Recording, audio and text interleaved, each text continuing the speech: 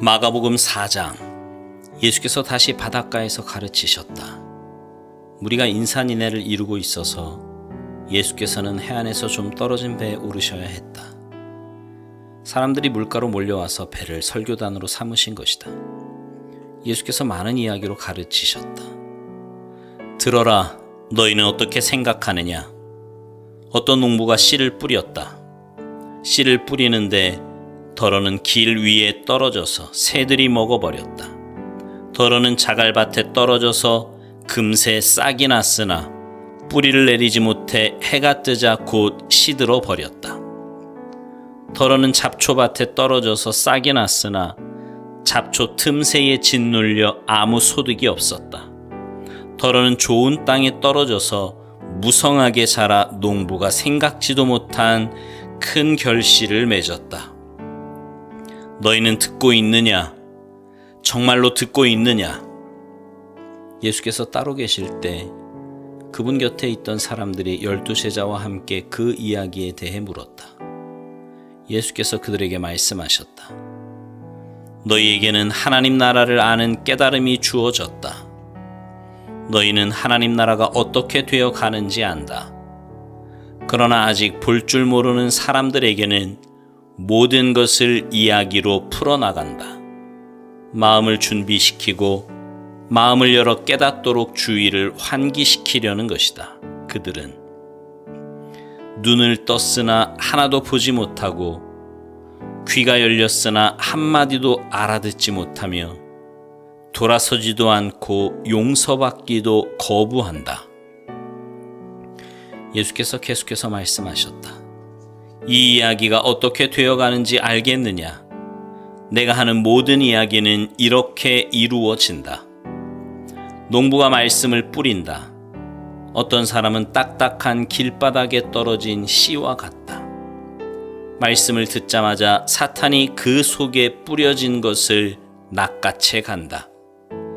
또 어떤 사람은 자갈밭에 떨어진 씨와 같다. 그는 처음 말씀을 들을 때는 아주 뜨겁게 반응한다. 하지만 성품의 토양이 얕다 보니 감정이 식거나 어려움이 닥치면 아무 쓸모없게 되고 만다. 잡초밭에 떨어진 씨는 천국 소식을 듣기는 듣지만 해야 할 온갖 일과 갖고 싶은 것에 대한 염려로 짓눌려 있는 사람을 가리킨다. 스트레스에 숨이 막혀서 들은 것조차도 아무 소득이 없다. 그러나 좋은 땅에 뿌려진 씨는 말씀을 듣고 품어서 생각지도 못한 큰 결실을 맺는 사람을 가리킨다. 예수께서 계속해서 말씀하셨다. 집에 등잔을 가져와서 통 속이나 침대 밑에 두는 사람이 있느냐? 탁자나 선반 위에 두지 않느냐? 우리는 비밀을 감추어 두지 않고 오히려 말할 것이다. 숨기지 않고 오히려 밝히 드러낼 것이다. 너희는 듣고 있느냐? 정말로 듣고 있느냐? 내가 하는 말을 잘 들어라. 세상에서 너희 힘으로 잘 될 수 있다는 약삭빠른 충고를 조심하여라. 받는 것보다 주는 것이 더 낫다. 베품은 베품을 낳는다. 인색하면 가난해진다. 예수께서 또 말씀하셨다. 하나님 나라는 어떤 사람이 밭에 씨를 뿌리고는 잊어버린 채 잠자리에 든 것과 같다. 씨는 싹이 터서 자라는데 그는 어떻게 된 일인지 모른다. 그의 도움 없이 땅이 다 알아서 한다. 처음에는 푸른 줄기를 내고 다음에는 꽃봉오리를 내고 그 다음에는 익은 곡식이다. 곡식이 완전히 영글면 거둔다. 추수할 때가 된 것이다. 하나님 나라를 어떻게 묘사할 수 있을까? 어떤 이야기가 좋을까? 하나님 나라는 솔씨 하나와 같다. 솔씨는 땅에 떨어질 때 씨로서는 아주 작지만 일단 심으면 가지가 무성한 큰 나무로 자란다. 독수리들이 그 안에 둥지를 틀 정도다. 예수께서는 이처럼 많은 이야기로 메시지를 전해주시면서 그들의 경험과 성숙도에 맞게 이야기를 들려주셨다. 예수께서 이야기 없이는 말씀하지 않으셨다. 그리고 제자들과 따로 있을 때에 모든 것을 다시 설명해 주셨다. 혼란스러운 것을 정리하시고 얽힌 것은 풀어주셨다.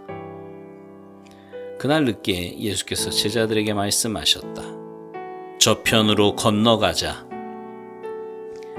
제자들은 그분을 배에 계신 그대로 모시고 갔다. 다른 배들도 따라갔다. 그때 큰 풍랑이 일어났다. 파도가 배 안으로 들이쳐서 배가 가라앉으려고 했다.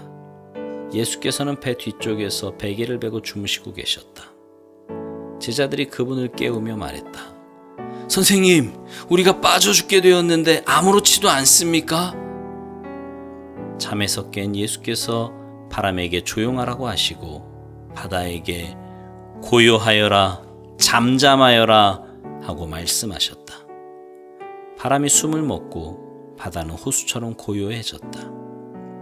예수께서 제자들을 꾸짖으셨다. 어째서 너희는 이토록 겁이 많으냐? 그렇게도 믿음이 없느냐? 그들은 놀라고 두려워서 어쩔 줄을 몰라 했다. 도대체 이분은 누구신가? 바람과 바다도 마음대로 부리시다니. 5장. 그들은 바다 건너편 거라사 사람들의 지방에 이르렀다. 예수께서 배에서 내리시자 묘지에서 어떤 미친 사람이 그분께 나아왔다. 그는 거기 무덤 사이에서 살았다. 아무도 그를 잡아둘 수 없었다. 사슬을 채울 수도 결박할 수도 없었다. 사람들이 여러 번 사슬과 밧줄로 묶었지만 그때마다 그는 사슬을 부서뜨리고 밧줄을 끊어버렸다. 아무리 힘센 사람도 그를 꺾을 수 없었다. 그는 밤낮으로 무덤과 산을 어슬렁거리면서 고함을 지르고 뾰족한 돌로 제 몸을 마구 상하게 했다. 그가 멀찍이서 예수를 보고 달려와 그분 앞에 경배하며 엎드렸다. 그러고는 고함 지르며 따졌다. 지극히 높으신 하나님의 아들 예수여, 무슨 일로 내게 간섭합니까? 제발 나를 괴롭게 하지 마십시오. 예수께서 이미 그 악한 귀신에게 나오너라, 그 사람에게서 나오너라 하고 명령하신 뒤였다. 예수께서 그에게 물으셨다. 내 이름이 무엇이냐? 그가 대답했다. 내 이름은 패거리입니다. 난동을 부리는 패거리입니다. 그는 자기를 그 지방에서 내쫓지 말아달라고 예수께 애원했다. 마침 근처 언덕에서 큰 돼지떼가 땅을 파헤치며 먹을 것을 찾고 있었다. 귀신들이 예수께 애걸했다. 우리를 돼지에게 보내셔서 그 속에서 살게 해주십시오. 예수께서 그렇게 하라고 말씀하셨다. 그러나 돼지떼의 형편은 그 사람의 형편보다 더 나빠졌다. 돼지들이 미쳐서 벼랑으로 우르르 몰려가더니 바다에 빠져 죽은 것이다. 돼지를 치던 사람들이 혼비백산하여 도망쳐서 시내와 마을에 그 이야기를 전했다. 다들 어찌 된 일인지 보고 싶어 했다. 사람들이 예수께 다가와서 보니 미친 사람이 단정한 옷차림과 멀쩡한 정신으로 앉아 있었다. 그는 더 이상 걸어다니는 정신병원이 아니었다. 그 일을 처음부터 목격한 사람들이 귀신 들린 사람과 돼지떼에게 벌어진 일을 그들에게 말해 주었다. 그들은 처음에는 두려워하다가 나중에는 언짢아 했다. 돼지들이 익사한 것 때문에 기분이 상했던 것이다. 그들은 예수께 그곳을 떠나 다시는 오지 말라고 당부했다. 예수께서 배에 오르실 때에 귀신한테서 놓인 그 사람이 자기도 함께 가게 해달라고 간청했으나 그분은 허락하지 않으셨다. 예수께서 말씀하셨다. 내 집, 내 가족한테 가거라. 주께서 무엇을 하셨고 어떻게 너를 불쌍히 여기셨는지 그들에게 이야기하여라. 그 사람은 돌아가서 예수께서 자기에게 행하신 일을 대가볼리 열성읍 근방에 전하기 시작했다. 그는 동네의 화제거리였다. 예수께서 배를 타고 건너가시자 큰 무리가 바닷가에서 그분을 맞이했다. 회당 지도자 가운데 야이로라는 사람이 왔다. 그는 예수를 보고는 무릎을 꿇고 정신없이 애원했다. 제 사랑하는 딸이 죽음의 문턱에 있습니다. 병이 나아서 살 수 있도록 오셔서 손을 얹어 주십시오. 예수께서 그와 함께 가시는데 온 무리가 따라가며 그분을 밀고 당겼다. 12년 동안 혈루증으로 고생한 한 여자가 예수의 소문을 들었다. 여자는 많은 의사들에게 치료를 받았으나 형편없는 치료로 돈만 날리고 상태가 이전보다 더 나빠졌다. 여자는 뒤에서 슬그머니 다가가 예수의 옷을 만졌다. 이분의 옷에 손가락 하나만 대어도 내가 낫겠다고 생각한 것이다. 여자가 손을 대는 순간에 흐르던 피가 멈추었다. 여자는 변화를 느낄 수 있었고 자신의 병이 깨끗이 나은 것을 알았다. 그 순간 예수께서 자신에게서 기운이 나간 것을 아시고 무리에게 돌아서서 물으셨다. 누가 내 옷에 손을 대었느냐? 제자들이 말했다. 무슨 말씀이신지요? 우리가 이렇게 밀고 당기는데 누가 내게 손을 대었다고 물으시다니요. 손을 댄 사람이 수십 명은 될 것입니다. 그러나 예수께서는 누가 그렇게 했는지 보려고 계속 둘러보며 물으셨다. 자기가 한 일을 알고 있던 그 여자는 두려워 떨며 앞으로 나아갔다. 여자는 그분 앞에 무릎을 꿇고 자초지정을 이야기했다. 예수께서 여자에게 말씀하셨다.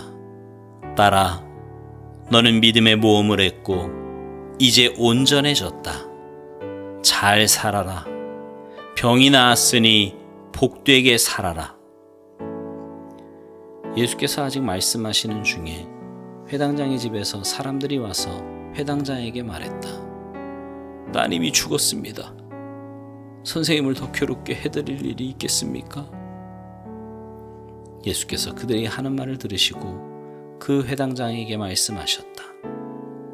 그들의 말을 듣지 말고 나만 신뢰하여라. 예수께서는 베드로, 야고보, 요한 외에는 아무도 따라오지 못하게 하셨다. 회당장의 집에 들어선 그들은 이야깃거리를 찾는 입방아꾼들과 음식을 나르는 이웃 사이를 헤치고 지나갔다. 예수께서 불쑥 말씀하셨다. 어째서 이렇게 너도 나도 울고 불고 말이 많으냐? 이 아이는 죽은 것이 아니라 자고 있다. 사람들은 저가 알지도 못하면서 저런 말을 한다고 비웃었다. 예수께서 그들을 다 내보내신 뒤에 아이 부모와 자기 동료들만 데리고 아이 방으로 들어가셨다. 예수께서 소녀의 손을 꼭 잡고 말씀하셨다. 달리다굼. 이는 소녀야 일어나라라는 뜻이다. 그러자 소녀가 일어나서 걸어다녔다. 소녀의 나이는 12살이었다. 그들은 모두 기뻐서 어쩔 줄 몰라 했다. 예수께서는 그 방에서 일어난 일을 아무에게도 알리지 말라고 그들에게 엄히 명하셨다. 그리고 아이에게 먹을 것을 주어라 하고 말씀하셨다. 아멘.